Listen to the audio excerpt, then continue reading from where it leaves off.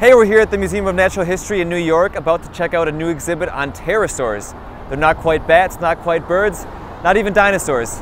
Let's learn more.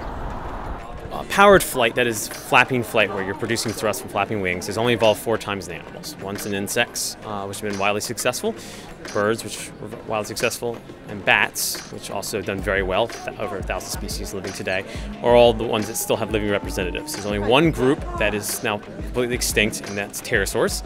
They're the one group of powered flyers amongst animals that's now extinct, but they were actually the second origin of powered flight in animals. And each of the groups has done it differently, and each group tells us something different, therefore, about the limits of flight and about the mechanics of flight. There's nothing like them around today. I mean, if you could imagine, the biggest birds that we have around today are like Andean condors with a 13-foot wingspan. But then if you just come around this corner and look at the Quetzalcoatlus, it's just huge, and you just couldn't even imagine something that large flying.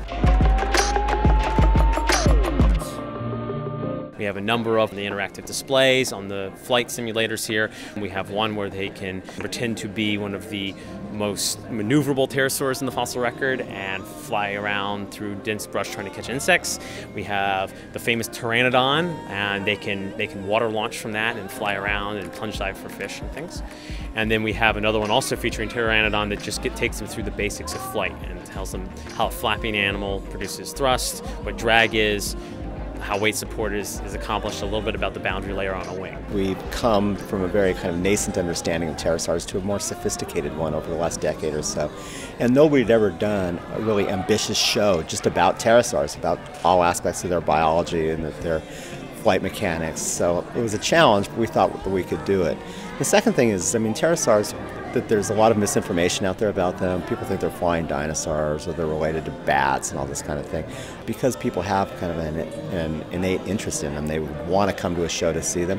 It allows us to be able to talk about a lot of other things that might seem pretty boring, like flight mechanics and how fossils form, in a way in which that's sort of fun and engaging and that people will learn from.